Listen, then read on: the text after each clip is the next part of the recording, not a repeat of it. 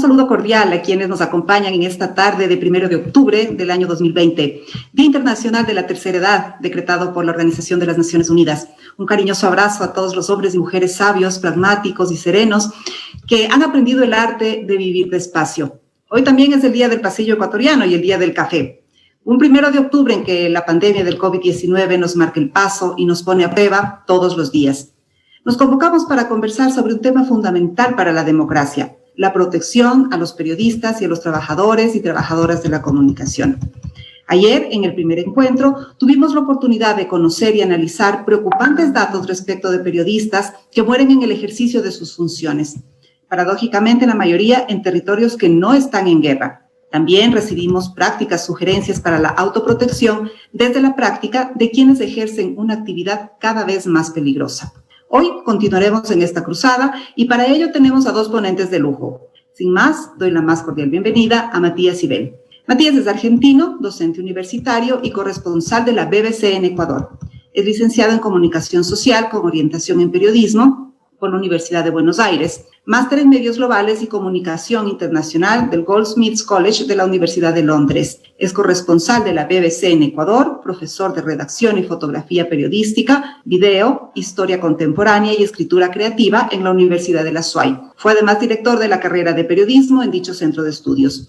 Enviado especial a la guerra de Irak en abril de 2003, enviado especial a las elecciones de la Autoridad Nacional Palestina en enero de 2005. Corresponsal en Medio Oriente, cobertura del éxodo masivo de palestinos de la Franja de Gaza en la península del Sinaí. Su ponencia se titula ¿Dónde me paro? ¿Cómo informar en ambientes hostiles? Matías, bienvenido. Hola, bueno, muchas gracias. Buenas tardes a todos. Gracias, María Fernanda, por la invitación. Y es una alegría estar aquí en el día de hoy, acompañando también a Diego Zambrano, a quien hoy tengo el gran gusto de conocer. Bueno, la ponencia de hoy se llama ¿Dónde me paro? Porque es parte de un debate que creo que tengo hace 20 años y que empezó hace justamente 20 años cuando yo escuché por primera vez el término seguridad periodística. Yo había trabajado 6 años en Argentina y en televisión, en móvil de exteriores, y nunca había escuchado el término de la seguridad de los periodistas. Nos mandaban a manifestaciones, nos mandaban a cubrir lo que sea y nada, es un poco el arreglate como puedas que decimos en mi país. Y hace 20 años yo llegué a la BBC por primera vez y cuando me ofrecí para ir a cubrir una manifestación en el pleno centro de Londres, me dijeron que no podía ir porque no tenía un curso de seguridad que daba la BBC para cubrir exactamente esa clase de noticias que eran manifestaciones urbanas. Es un curso muy interesante, tengo un par de fotos por ahí para que las vean, esto es hace 20 años, y es un curso donde los periodistas asistimos al entrenamiento de los policías antimotines británicos y los policías nos permiten movernos en ese ambiente. Es un ambiente muy, muy hostil porque, claro, están entrenando a los policías antimotines y vuelan bombas molotov por todos lados. Hay todo tipo de incidentes en ese curso. Es más, a uno lo disfrazan, como se ve en la foto, como de policía, con casco,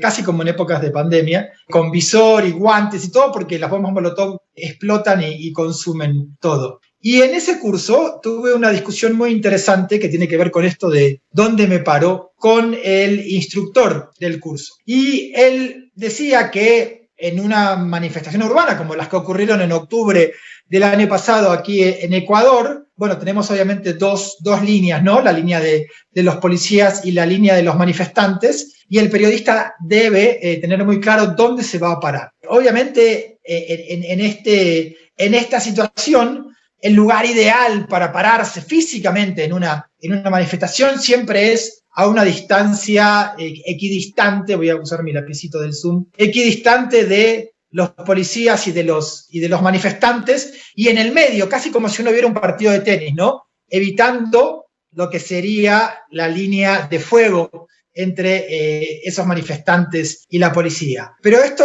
es muy diferente a un partido de tenis. En el partido de tenis los jugadores no avanzan o retroceden más allá de la red, mientras que en una manifestación urbana es tan dinámica que de golpe uno puede estar en una posición equidistante y de golpe pueden avanzar los manifestantes detrás de ellos, o puede avanzar la policía y uno quedar detrás de la policía. Entonces, esa posición ideal de espectador de partido de tenis es ideal y como todo lo ideal no es tan real. Cambia o puede cambiar muy rápidamente en el transcurso de una manifestación. Entonces discutíamos con el instructor de la policía británica que decía, si uno tiene que en una manifestación urbana elegir un lugar donde pararse, debe pararse como periodista detrás de los manifestantes. Y yo me sorprendí cuando él dijo esto y le pregunté por qué detrás de los manifestantes. Y él me decía, justamente, los manifestantes arrojan cosas, como esta bomba molotov de acá. Entonces, uno no quiere estar detrás de la policía para no recibir piedrazos, pedradas o bombas molotov que caigan sobre el periodista. A mí eso me pareció muy particular, les voy a decir por qué, y yo le dije a él que en realidad a mí me parecía, viniendo de América Latina, que uno debía pararse detrás de la policía, porque si bien es cierto que los manifestantes arrojan bombas molotov y piedras, la policía dispara. Entonces es preferible recibir un piedrazo que recibir un tiro, por más que sea una bala de goma. Y ahí nos dimos cuenta, él y yo, que lo que nos estaba ocurriendo era más que un choque de opiniones, un choque cultural. Él era un policía británico que imaginaba, como buen policía británico, a estos policías desarmados, los bobbies, que le dicen en Londres, siempre muy civilizados, y frente a ese policía desarmado y muy civilizado, él veía esto, ¿no? Veía las bombas molotov, veía las ondas, veía las pedradas, porque él estaba entrenando policías para este escenario, que es el escenario pesadillesco de los policías en el Reino Unido, que es Irlanda del Norte. En Irlanda del Norte, los manifestantes no se andan con chiquitas. Y llevan años, como lo marca esta foto en blanco y negro, llevan años enfrentándose con la policía, arrojándose absolutamente de todo, en especial la bomba molotov como el principal instrumento. Entonces, ante este escenario, él tenía una imagen del policía víctima y del manifestante victimario que arroja todo tipo de objetos contra la policía, y entonces, lógicamente para él, era mejor no estar con la policía en la cobertura de esto, sino estar detrás de los manifestantes, porque al fin y al cabo, como mucho, la policía podía responder con un camión hidrante y era preferible el chorro de agua que la bomba molotov. Pero yo era latinoamericano. Yo venía de cubrir manifestaciones en Argentina y tenía otro concepto de la manifestación urbana. En la manifestación urbana latinoamericana yo veía a los manifestantes y un poco a mis 27 años, 28 años que tenía hace 20 años, yo veía esto de la policía. En ciudades como Buenos Aires yo vi policías no recibir las agresiones simplemente, sino el policía también agresor, el policía que arrojaba el gas lacrimógeno y el policía que también disparaba en contra de los manifestantes y muchas veces también en contra de los propios periodistas. Yo recuerdo estar cubriendo una manifestación en La Plata, en la ciudad de La Plata, donde la policía disparó contra el camarógrafo de mi canal. Fueron perdigones, no fueron balas, pero el camarógrafo se ligó 7 perdigones. Y es muy fácil identificar un camarógrafo y distanciarlo de un manifestante, ¿no? Por las cámaras gigantes que tiene. Entonces, esa era mi concepción de la policía latinoamericana, mucho más agresora de lo que él imaginaba a la policía británica. Entonces yo decía, yo no me paro atrás de los manifestantes en una manifestación, porque la policía en Latinoamérica dispara balas de goma, dispara perdigones, dispara gases lacrimógenos y dispara balas de verdad. Entonces estuvimos discutiendo un buen rato con él y nos dimos cuenta que obviamente no nos íbamos a poner de acuerdo porque veníamos de 2 lugares muy, muy diferentes del mundo. Entonces nunca resolvimos dónde nos paramos. Obviamente la posición ideal, la posición equidistante, pero atrás o adelante de la policía. Esta era la imagen que yo tenía de la policía latinoamericana, de las manifestaciones en América Latina, muy diferente a la que tenía él de Irlanda del Norte. Entonces, ya con 20 años más y habiendo visto muchas más manifestaciones, creo que no tiene una respuesta clara la pregunta ¿dónde me paro en una manifestación? O mejor dicho, ¿quién es más peligroso para el periodista en una manifestación? ¿El policía o el manifestante? Creo que tanto él como yo estábamos equivocados. Creo que no hay ángeles y demonios en una marcha. sino que para el periodista, para la seguridad personal del periodista, todos son un peligro, todos son un peligro. Los manifestantes son un peligro y la policía es un peligro. Y no hay lugar seguro, lamentablemente no hay lugar seguro. Y creo que cada vez hay menos lugares seguros. Creo que cada vez más somos targets, somos objetivos. Ya no nos consideran testigos imparciales en las marchas o en las manifestaciones. Ya se nos considera actores con un interés. Y esto se vio en octubre pasado, por ejemplo. Esto es Quito. La agresión contra un periodista totalmente adrede, ¿no? Por ser periodista, por representar a un determinado medio de comunicación. Pero esto también es Bolivia, muy poco después de las elecciones de octubre pasado. Esta es mi amiga Teresa Bola, corresponsal de Al Jazeera en América Latina, siendo gaseada en la cara por el policía que está exactamente parado al lado de ella, y está claro que ella es periodista. Miren el tamaño del micrófono que tiene en la mano. O sea, ya el periodista es el enemigo del policía o es el enemigo del manifestante. Y la situación no mejora, la situación va para peor porque la polarización en Bolivia, en Ecuador, en Argentina cada vez es mayor. Una imagen que a mí me dejó muy preocupado en estos últimos tiempos, muy preocupado, es esta imagen de acá. Es la imagen de un reportero de CNN arrestado por la policía estadounidense en Minneapolis, en las protestas de Black Lives Matter después de lo de George Floyd. Arrestado en vivo, un periodista de la CNN, además negro, en una protesta por la muerte de un ciudadano negro. ¿Y por qué me preocupó mucho? Porque yo creo que las fuerzas de seguridad latinoamericanas tienden a mirar a las fuerzas de seguridad gringas. Son como un modelo a seguir, ¿no?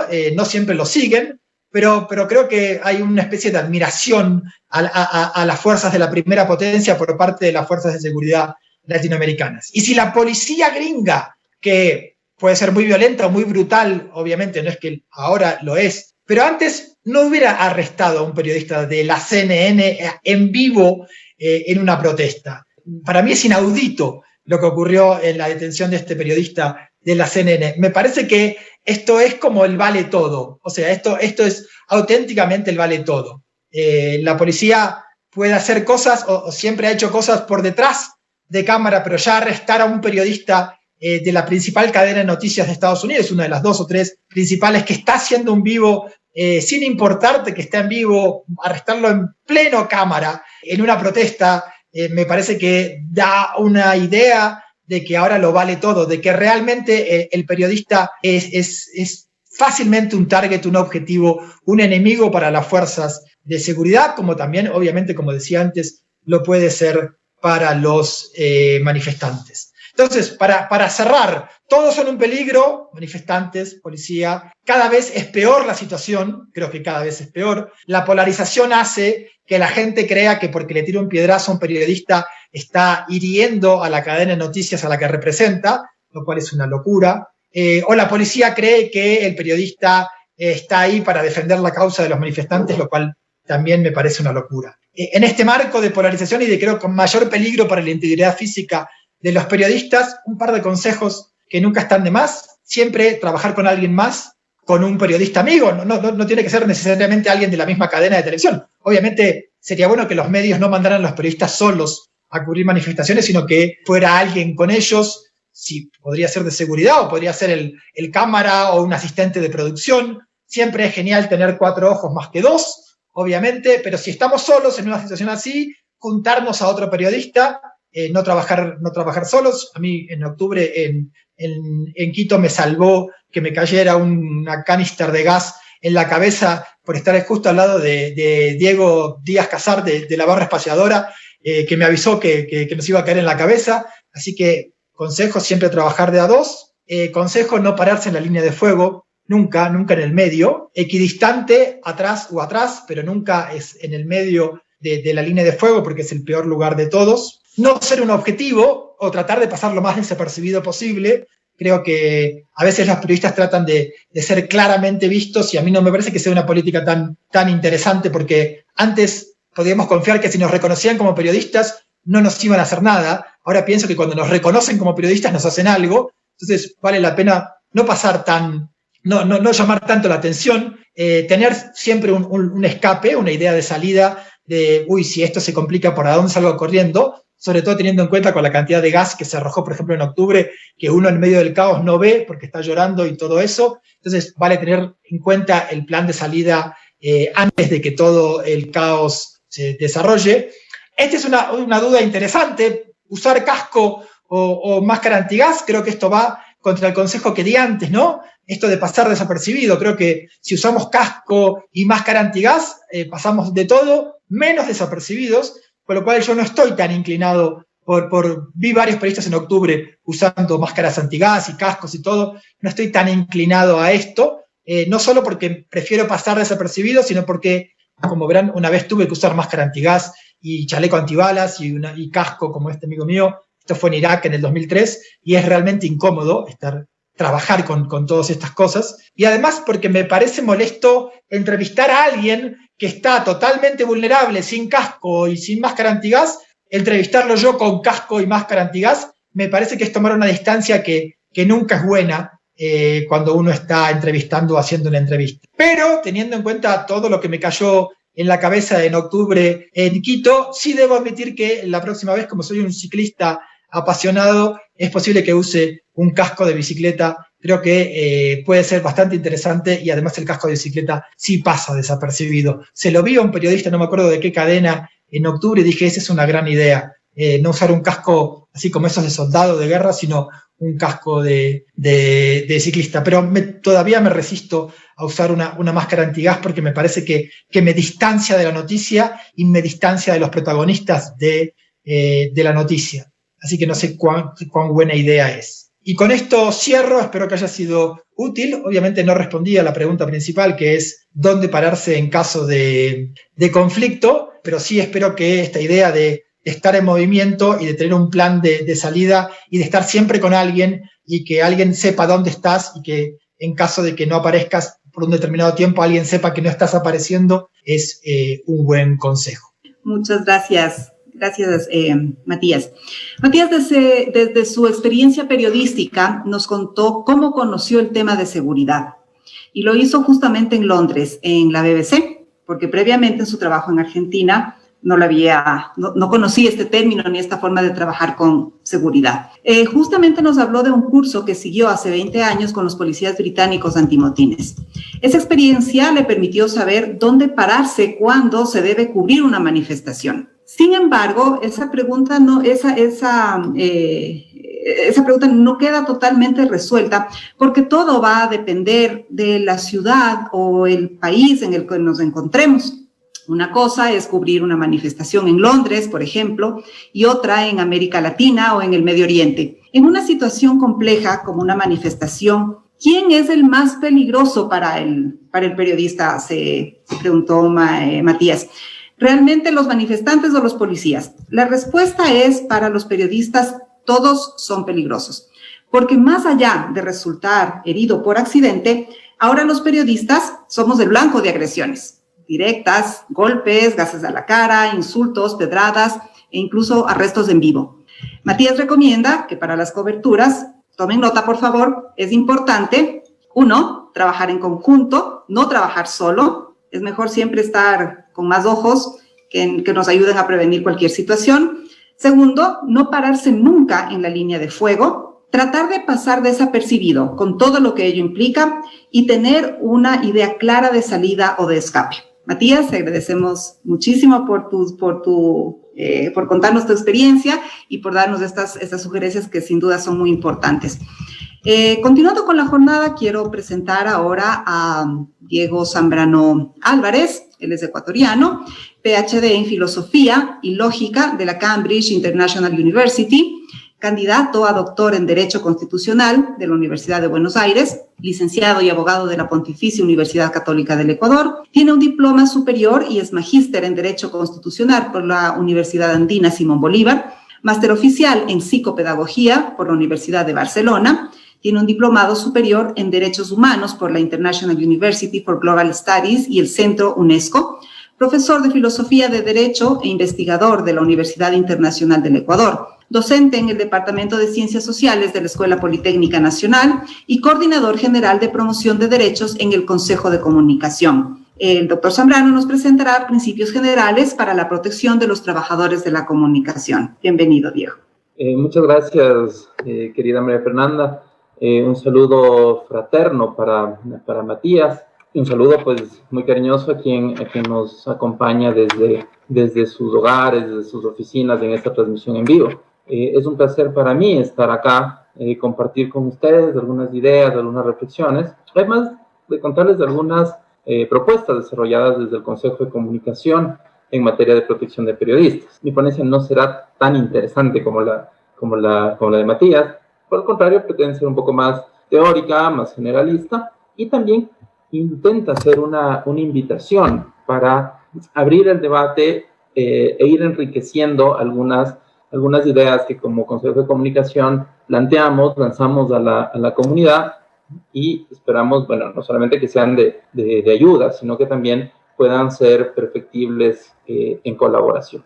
Quiero agradecer a UNESCO por ser aliado invaluable en el desarrollo de estrategias encaminadas a la defensa, protección y promoción de la libertad de expresión y otros derechos conexos, y mecanismos indispensables para ejercer la doble dimensión del derecho a la libertad de expresión, que es precisamente desde donde quiero partir.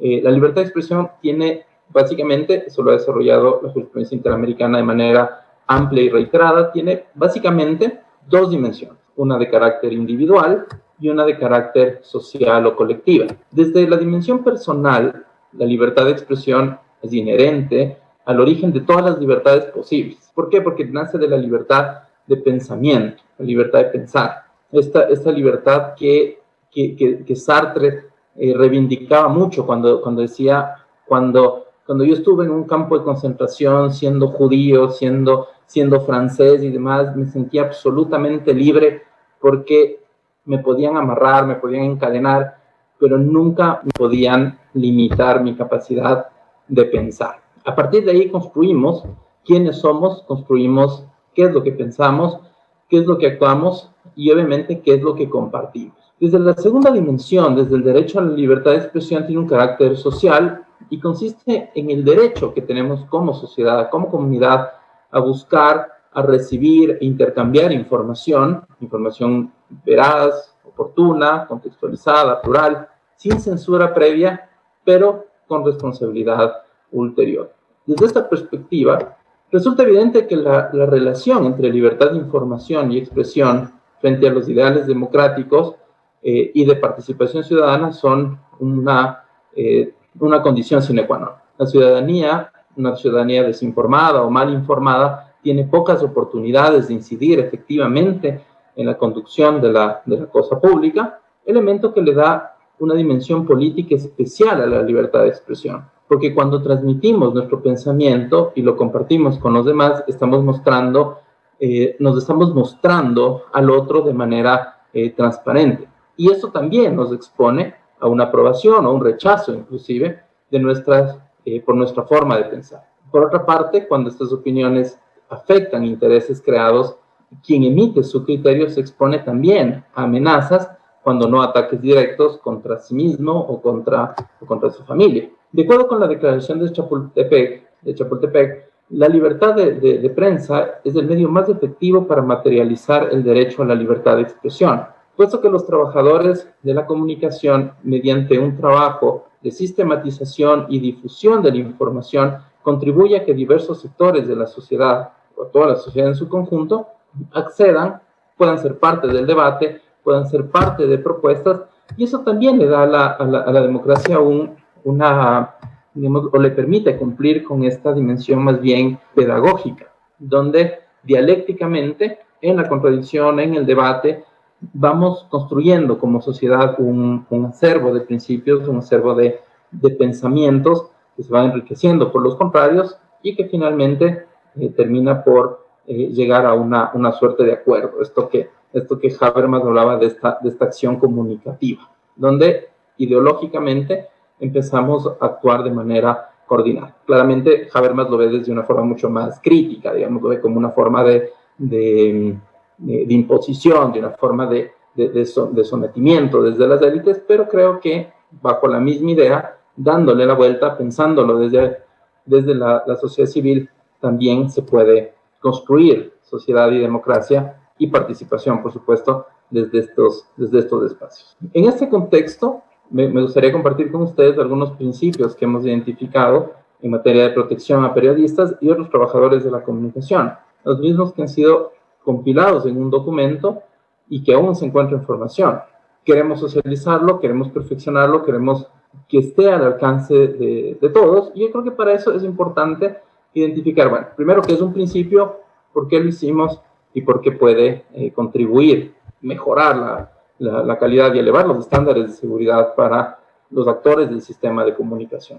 Los principios como tal constituyen enunciados generales que no describen, prescriben o proscriben alguna conducta en particular, pero sí orienta gradualmente, es decir, hasta el máximo de las posibilidades, dependiendo del contexto, una forma de proceder, de decidir, de interpretar, de cubrir vacíos, de dirimir contradicciones inclusive, y que claro, algunas veces puede servir como un atajo cuando uno lo tiene interiorizado. Por ejemplo, el mismo Kant, cuando hablaba de su fundamentación de la metafísica de las costumbres, él decía, uno tiene que aceptar en principio, siempre en principio, las costumbres. Decía, ¿por qué? Porque en un momento de decisión rápida nos apoya, digamos, nos da esa posibilidad de ahorrarnos tiempo y reflexión para tomar decisiones al momento. Obviamente, eso no quiere decir que no se pueda cuestionar, todo se puede cuestionar, todo conocimiento parte de la duda, pero al menos, digamos, esos principios sí nos pueden ayudar a ahorrar un tiempito de recorrido. Así, el Consejo de Comunicación, como si se tratase de una relatoría, más o menos bajo ese formato, sin que cuente con la competencia para establecer normas generales o directamente incorporar una política pública, ha desarrollado estos documentos orientativos que creo que pueden servir para, como os digo, como una guía siempre perfectible, siempre abierta a la mejora, y que en este momento quisiera compartir al menos algunos de ellos. Partimos de que las y los trabajadores de la comunicación posibilitan que diversos sectores de la sociedad accedan a información que les permita formar sus propias ideas, opiniones, construir libremente y llegar a sus conclusiones. Esta posibilidad, esta invitación para un libre ejercicio del periodismo, de la libre circulación de ideas, implica como contraparte, implica como la otra cara de la misma moneda, crear las condiciones para alcanzar una sociedad tolerante. Estamos entrando justamente en una situación o en un contexto de campaña electoral, las pasiones se levantan, la disputa es fuerte, pero digamos, mientras se lo pueda manejar desde la ideología, desde el pensamiento, desde el respeto a la dignidad, es válido. Sin embargo, por supuesto, el periodismo juega un rol muy importante y también juega un rol, digamos, de mucha exposición. Por lo tanto, no es raro, no digo que esté bien, pero no es raro que en esta disputa entre candidaturas, entre partidos y demás, se convierta el periodista en un blanco. Como nos decía Matías, no solamente en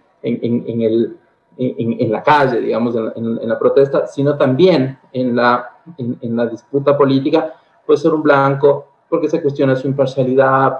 Y claro, y tomemos en cuenta que el periodista es una persona que tiene una ideología, que tiene afectos y desafectos políticos también, y claro, y al emitir una opinión también está ejerciendo un derecho como tal. El ejercicio libre de la prensa requiere de funcionarios estatales que realicen enunciados, no sé si favorables propiamente al ejercicio del periodismo, pero al menos abstenerse de emitir expresiones estigmatizantes contra periodistas y claro, y que descalifiquen al periodismo muchas veces ni siquiera por su forma de pensar, sino muchas veces por asociarlo o por intentar asociarlo. Esto puede haber mucho de estrategia también, tratar de asociarlo hacia un grupo económico, hacia un grupo político, y claramente desde la posición de un servidor público, el sistema interamericano también ha sido muy enfático en decir, el servidor público tiene que ser mucho más tolerante frente al periodismo, porque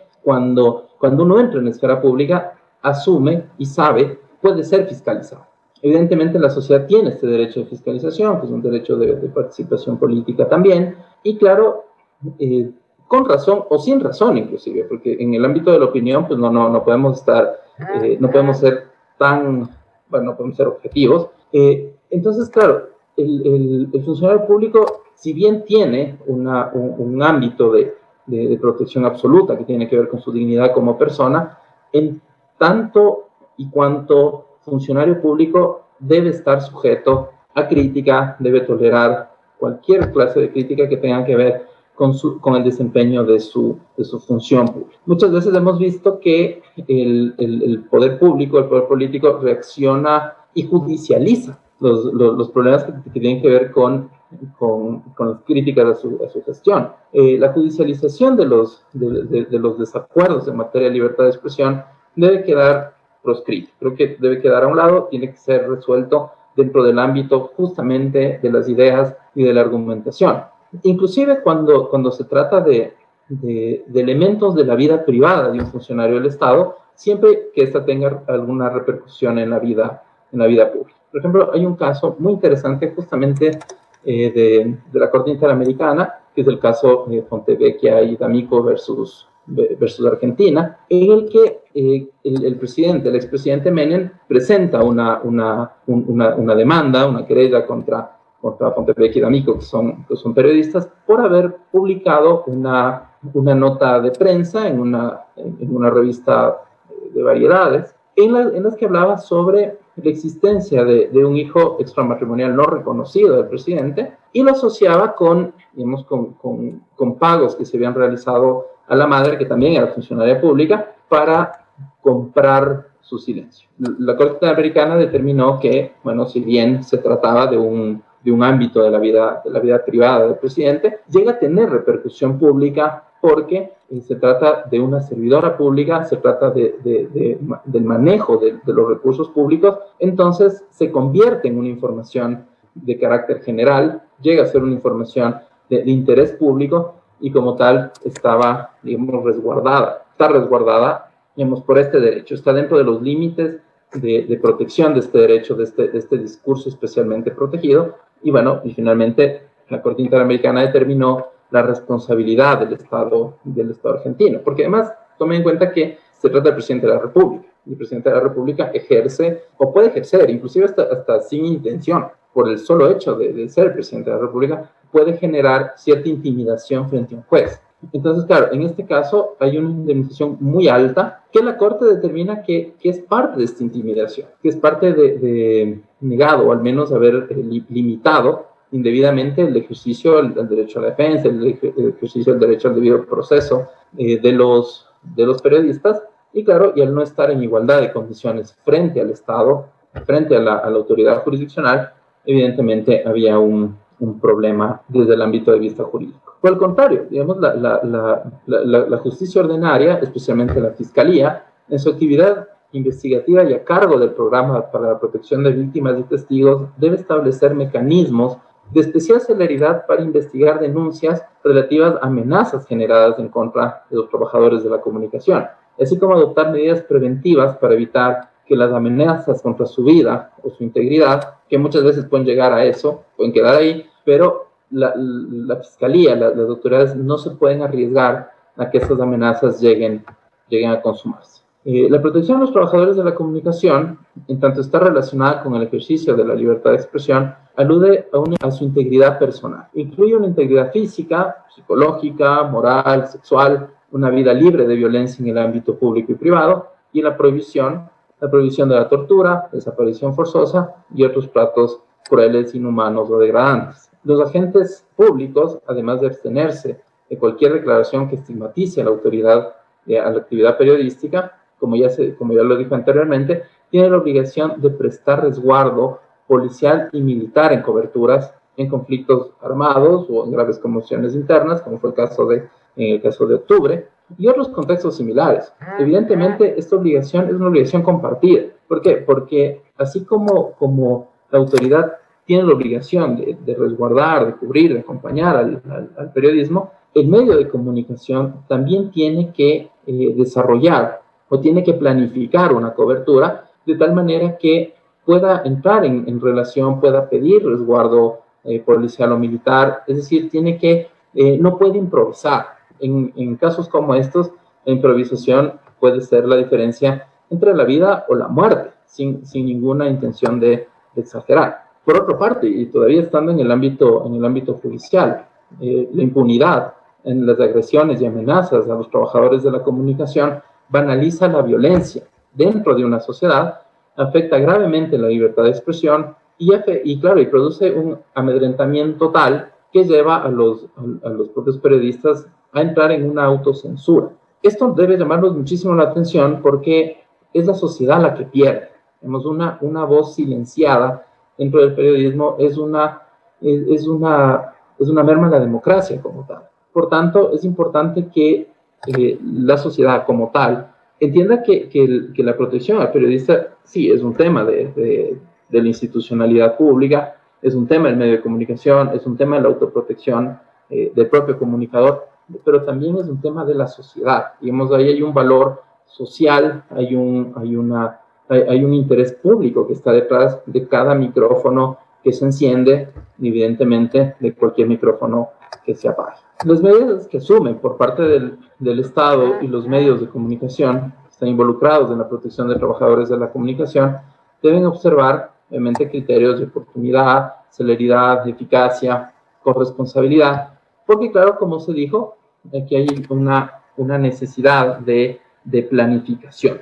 No podemos decir, bueno, ahorita hay un incendio, una catástrofe natural, y a cualquier periodista que no ha tenido ninguna, y que no tiene por qué tener tampoco ninguna formación en vulcanología, enviarlo desprotegido a tomar imágenes. En ese sentido, es importante también señalar los medios de comunicación, como cualquier otro empleador, tiene obligaciones de carácter, digamos, sobre la seguridad industrial y laboral de sus trabajadores. Por tanto, es el medio de comunicación quien tiene que dotar al periodista en el caso de la pandemia, de su mascarilla, de su traje, de todos los implementos y todos los recursos tecnológicos, inclusive, para que pueda desarrollar su actividad desde una forma segura, desde una vereda de absoluta seguridad. Lógicamente, aquí hay y hablando ya de seguridad laboral, hay una corresponsabilidad también por parte del Estado. Recordemos que el Ministerio del Trabajo es quien va a velar, quien va a supervigilar que esto se cumpla en cuestión de seguridad, en cuestión de indemnización, pero también tiene que resguardar la seguridad laboral, económica del trabajador de la comunicación. En ese sentido, hay que revisar, hay que garantizar que no se produzcan despidos de manera ilegítima. Se debe garantizar sobre todo, yo creo que este es un punto muy importante, hay que garantizar que el periodista puede ejercer su objeción de conciencia en plenitud. ¿Por qué? Porque recuerden ustedes que el periodista o la periodista como tal se debe en un medio. Evidentemente es así, está bajo relación de dependencia, no quiere perder su empleo, pero tiene que encontrarse un equilibrio entre los derechos como tal, el derecho a la objeción de conciencia y la obligación que uno puede tener como trabajador. La legislación ecuatoriana ha desarrollado algunos elementos que me parecen interesantes, que no se enfocan en el periodismo como tal, pero yo creo que es momento de extenderlo hacia allá, y es la figura del despido ineficaz, que se utiliza, por ejemplo, en caso de mujeres embarazadas o en periodo de lactancia, cuando son despedidas, no solamente que resulte ineficaz, que regresan a su puesto de trabajo, sino que reciben indemnizaciones. Yo creo que para garantizar la libertad de expresión, para garantizar este derecho para los trabajadores de la comunicación, es necesario que se extienda esta figura del despido ineficaz cuando uno puede observar que el despido o que la terminación de la relación laboral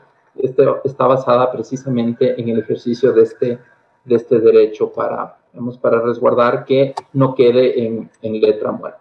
Muy bien, en el caso de los periodistas autónomos y los medios de comunicación en Internet también requieren protección del Estado. Muchas veces el periodista autónomo, fotógrafos, no tienen el respaldo como tal de un medio de comunicación. Muchos de ellos, y de hecho la tendencia va hacia los medios digitales, y esto implica que que trabajen solos, digamos. Y esto Matías lo decía obviamente con muchísimo más conocimiento de causa.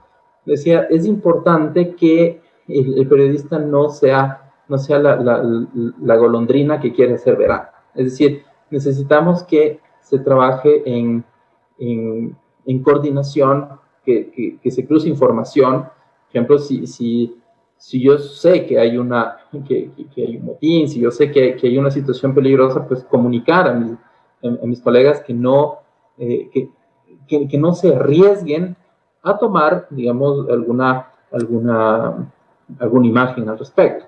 Por el contrario, yo creo que la tecnología tiene que acompañar, tiene que caminar hacia ese sentido. Muchas imágenes se los puede hacer a la distancia, qué sé yo, por drones o buscando fuentes primarias de personas que están involucradas en el asunto que se quiere cubrir, expertos, expertas, de tal manera que se guarde una distancia, una prudente distancia entre el hecho peligroso y, obviamente, resguardando la seguridad y la vida de los trabajadores de la comunicación. Concluyo. Creo que hemos visto algunos elementos, evidentemente no todos, pero creo que algunos elementos sobre seguridad. La seguridad es un asunto integral, y como un asunto integral tiene que ver con, claro, yo protejo físicamente al periodista, pero también lo tengo que garantizar su seguridad laboral, su seguridad económica, su seguridad psicológica, y claro, y esto lo tenemos que hacer como periodistas, como medios, como Estado y como sociedad como tal. La democracia depende de una libertad de expresión robusta. Los periodistas son un puntal en ese sentido, y como tal merecen el respaldo de la sociedad y de su Estado. Muchísimas gracias. Muchas gracias, Diego. Diego realizó una invitación para abrir el debate y enriquecer algunas ideas que pueden ser, por supuesto, perfectibles, y que las presentó en esta tarde y que son provenientes del Consejo de Comunicación. La libertad de expresión tiene dos dimensiones, explicó Diego, una de carácter individual y otra de carácter colectiva. La primera viene con la libertad de pensar, y la segunda dimensión consiste en el derecho que tenemos como sociedad a buscar, recibir, intercambiar información veraz, oportuna, etcétera, pero con responsabilidad ulterior. La libertad de información y de expresión son una condición sine qua non porque conlleva opiniones. Diego, desde la teoría, nos explicó cómo es posible construir democracia desde los espacios ciudadanos. Además, identificó algunos principios que son los que está proponiendo el Consejo de Comunicación y que se han compilado y que están abiertos para la discusión pública. Los principios, ¿qué son un principio? Son enunciados generales que no prescriben alguna conducta, pero orientan de alguna manera alguna forma de proceder. Diego compartió algunos de estos enunciados que buscan alcanzar una sociedad tolerante. Para Diego no es raro, por ejemplo, que en el contexto en el que vivimos en este momento, en Ecuador, a partir de las elecciones, el periodista pueda convertirse en un blanco de ataque. El ejercicio de la prensa requiere, dijo Diego, de funcionarios estatales que eviten emitir comentarios que descalifiquen al periodismo, e incluso que lo ataquen directamente, estigmatizándolo. El servidor público debe ser mucho más tolerante al trabajo periodístico porque los funcionarios públicos están más expuestos justamente por el trabajo que realizan. Es importante que los medios de comunicación, al igual que el Estado, protejan a los periodistas. Asimismo, que la sociedad comprenda y defienda la libertad de prensa porque es parte del pensamiento libre que nos involucra a todos y a todas. En el caso de los periodistas autónomos, también requieren de protección del Estado y, por supuesto, autoprotección. Diego concluyó que la seguridad es un asunto integral y que tiene que ver con la cobertura, si bien es cierto, pero también con la seguridad económica, emocional y en todo aspecto. La protección a periodistas en situaciones de riesgo debe responder tanto a escenarios de peligros físicos como a los temas delicados que se relacionan con actos de corrupción o similares, para garantizar no solo la difusión de la información, sino la integridad de los y las responsables de generarla. Matías, Diego, muchas gracias, y a todos y a todas quienes nos acompañaron en esta tarde.